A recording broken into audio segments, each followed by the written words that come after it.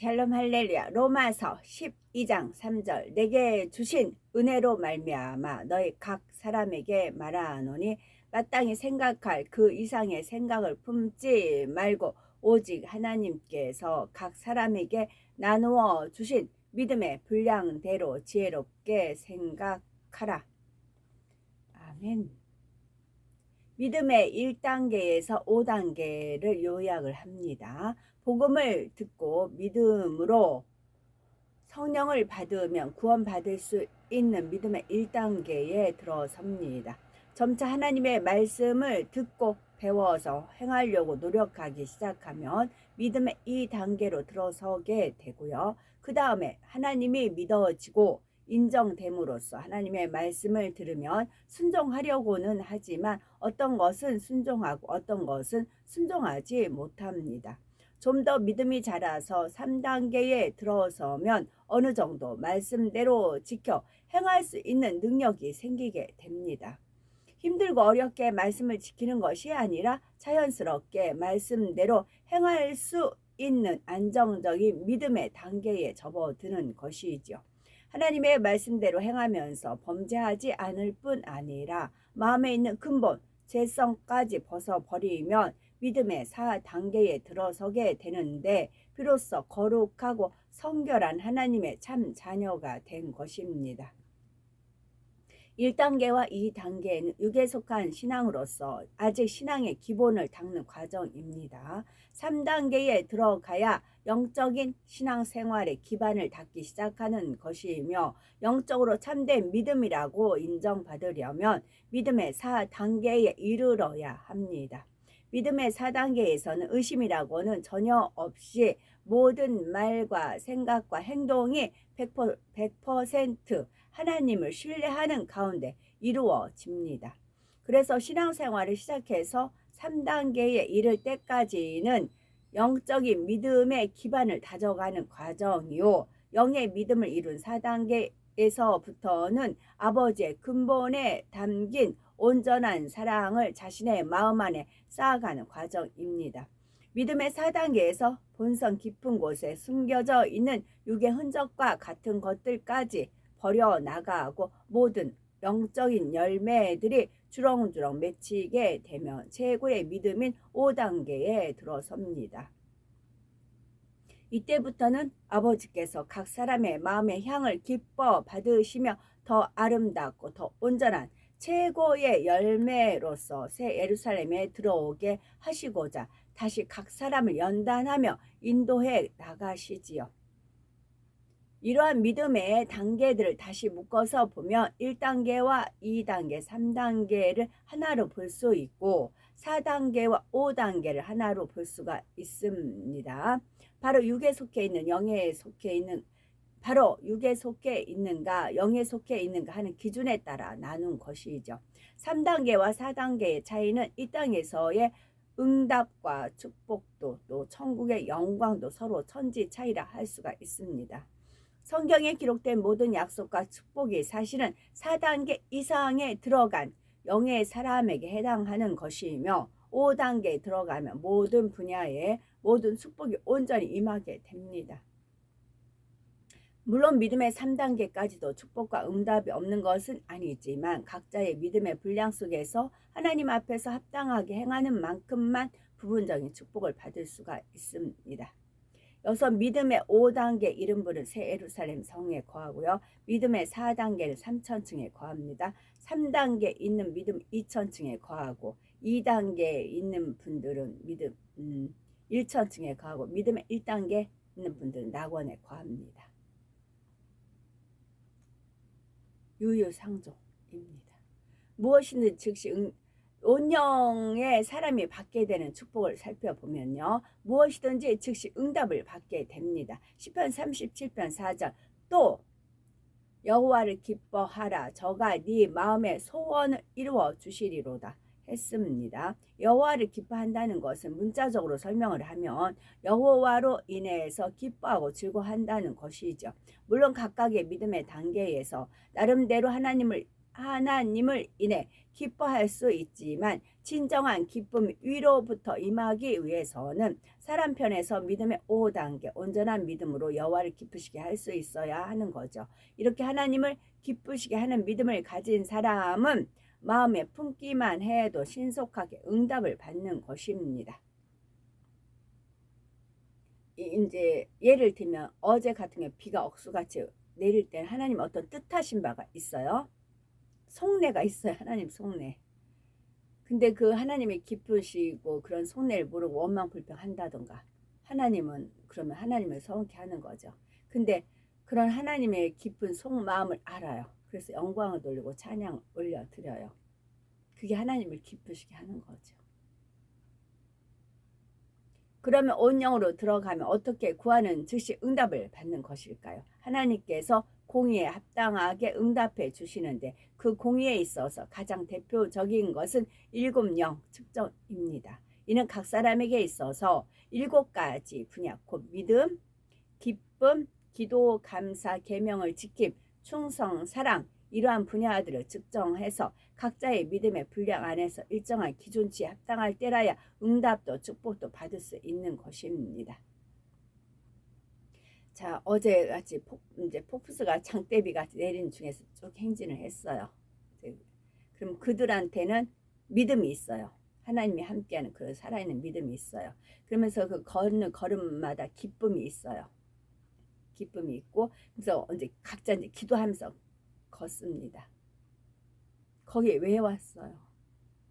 하나님이 분명히 순리라 쓰는 거 영리로 쓰는 그 말씀이 있잖아요. 이것만 우리가 고수해야 된다. 그리고 표본이 있었잖아요. 그거를 인정한 모든 각국 나라들이 있었잖아요. 우리가 무너지면 안 된다.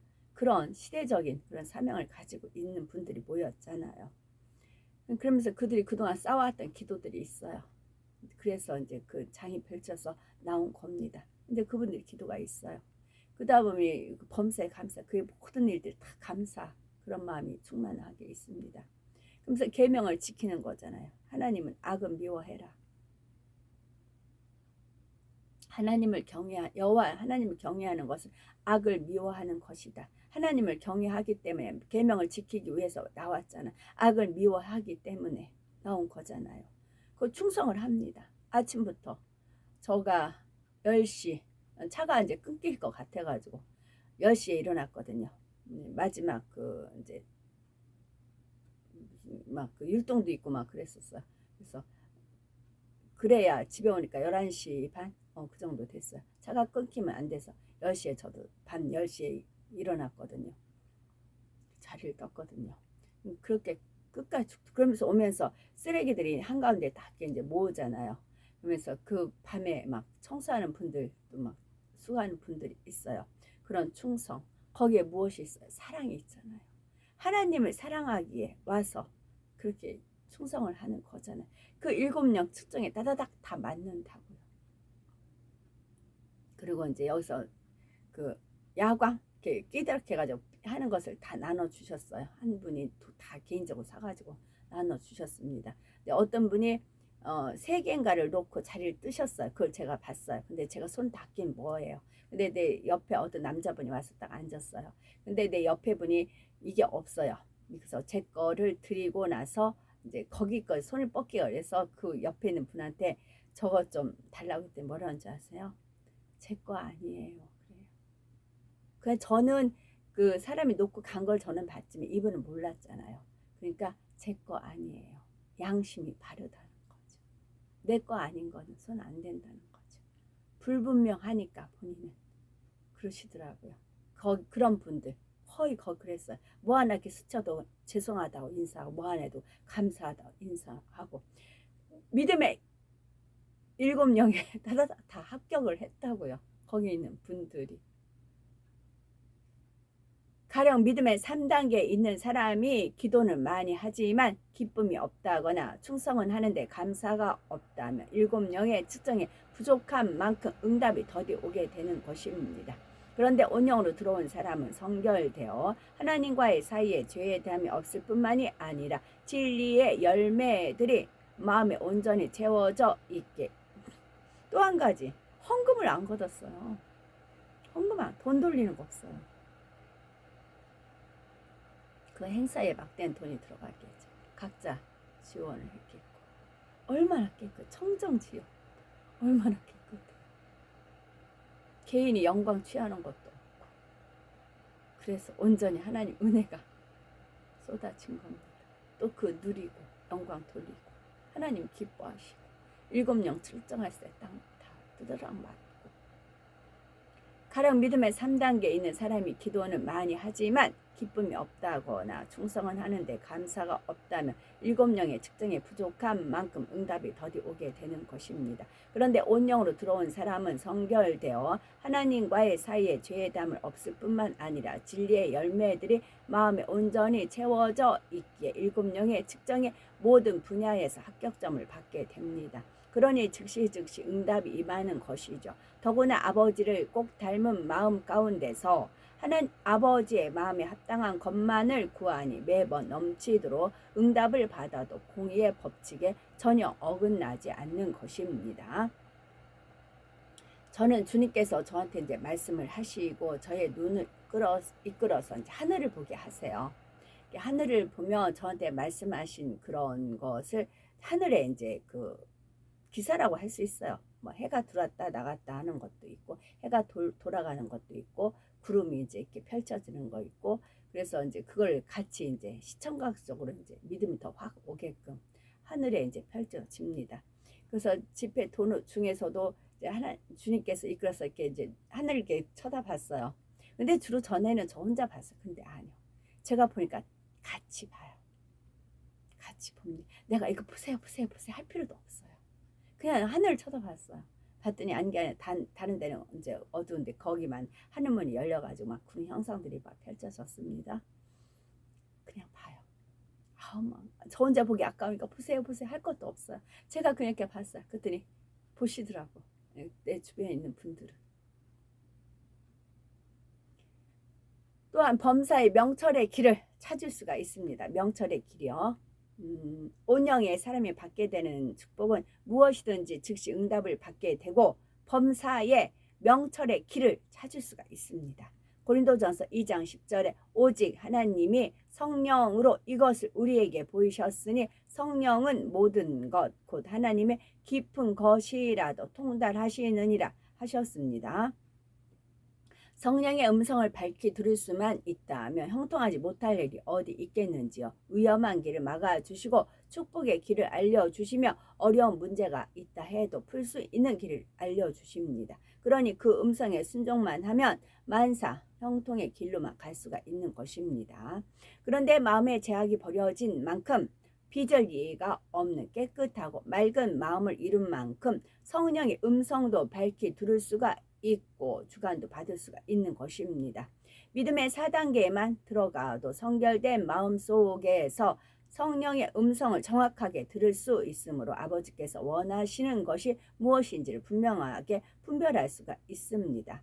더 나아가 믿음의 5단계에서는 아버지께서 그것을 왜 원하시는지 아버지의 마음과 뜻을 밝히 알게 됩니다. 5단계 안에서도 더 깊은 차원에 들어갈수록 아버지의 인도하신 바에 맞는 방법론까지도 100% 온전하게 깨달아지는 것입니다. 요셉은 어린 나이에 형들의 시기 질투로 인해서 애굽의 종으로 팔려갔습니다. 이런 상황 속에서도 하나님의 섭리 가운데 모든 역경을 이겨내고 애굽의 총리 자리에까지 올라갔고 자신을 팔았던 형들을 22년 만에 다시 만나게 되었죠. 이때 요셉은 어떻게 해야 형들을 중심에서 회개하게 할 수 있는지 요한계시록 22장으로 끝났죠. 그 방법론까지도 깨우쳐서 행할 수가 있는 것을 볼 수가 있습니다. 가령 그 자리에서 자신을 밝히고 자신의 권세로서 형들을 회개하게 할 수 있지만 그것은 마음 중심에서 돌이키고 회개한 것이라고 볼 수는 없습니다. 그러기에 요셉은 형들이 자신들의 잘못을 온전히 돌이키고 회개할 수 있도록 치밀한 작전을 쓰죠. 자신의 신분을 밝히지 않은 채로 형들을 잠시 가두어 두기도 하고 형제들 중에 한 명을 인질로 잡기도 하며 막내 동생을 도적으로 몰아가기도 하는 등 여러 가지 상황을 엮어갑니다. 그런 과정에서 형들은 형제의 소중함을 느끼게 되고 자신들이 과거에 동생을 팔았던 것을 상기하며 마음에서부터 진실한 회개를 하게 되지요. 그렇게 되기까지 모든 상황을 만들어 나가는 요셉의 말 한마디 행동 하나가 얼마나 놀라운 지혜와 명철 속에서 나오는지요. 이처럼 하나님의 깊은 것까지 깨달음으로 온전한 명철 가운데 방법론까지 주관받는 것이 바로 믿음의 5단계에서 체험하는 성령의 역사입니다. 또한 악한 자가 만지지도 못합니다. 믿음의 5단계 온영으로 들어간 사람에게는 질병, 균이나 약한 것이 틈타지 않고 다른 사람의 질병이나 약함도 능히 고칠 수가 있습니다.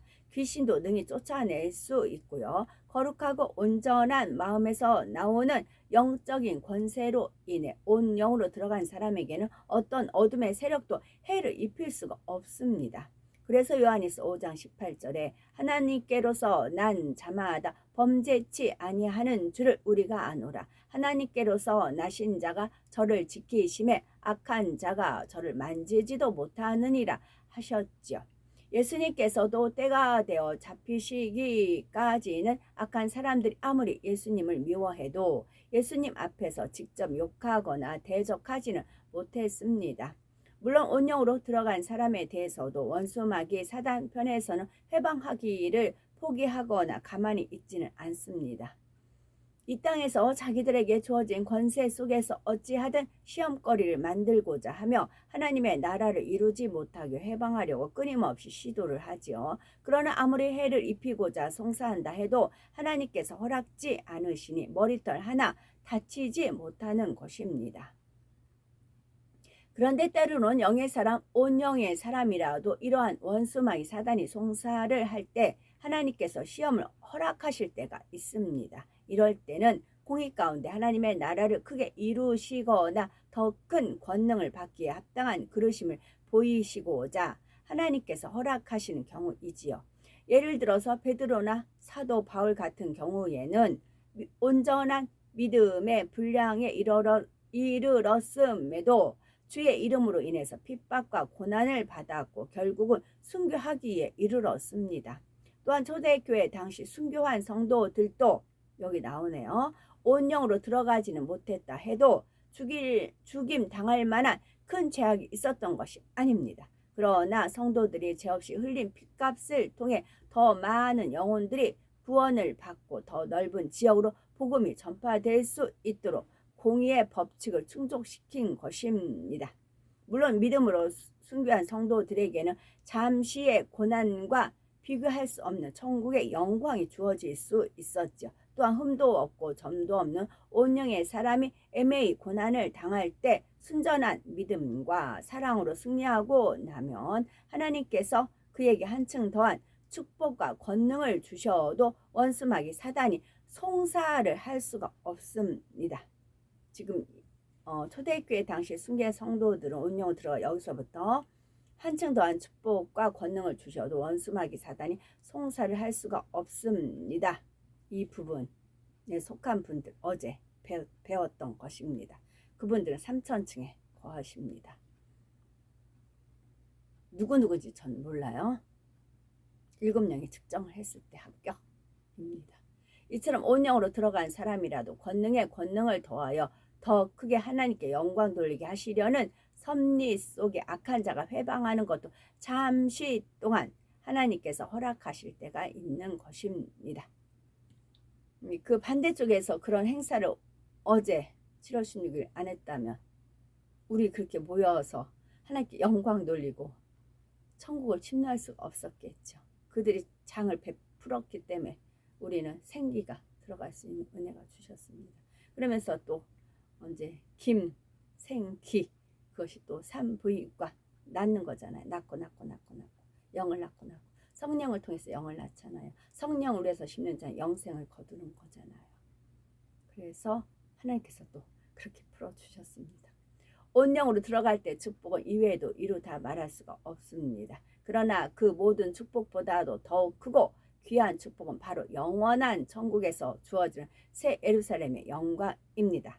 여러 천국 중에 처소 중에서도 가장 영화롭고 영광스러운 처소에 들어가 하나님과 함께 주님과 함께 영원토록 거하는 것이죠.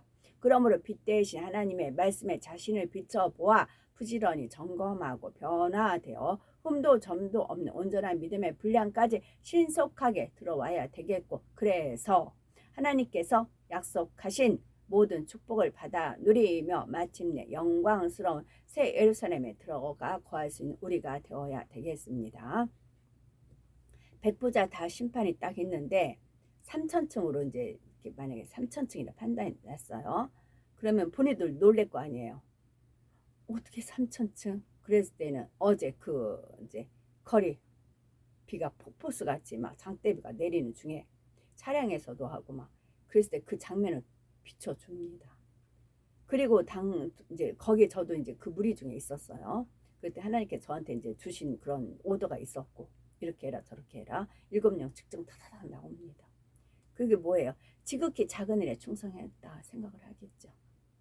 근데 그것이 큰일이 돼서 3천층에 거하는 영광까지 주어진다고. 그래서 의인이 뭐야? 우리가 한 게 무엇입니까? 우리가 한 게 무엇입니까? 그런 거잖아요. 단지 순종했을 뿐이었다고요. 우리는 단지 순종했을 뿐입니다. 그래서 그 자리에 참석했을 뿐입니다. 근데 그들의 마음에 믿음이 있었고 기쁨이 있었고 아까 7명 측정했던 그 모든 것이 합격점이었다고요. 하나님 그렇게 뜻을 베푸십니다.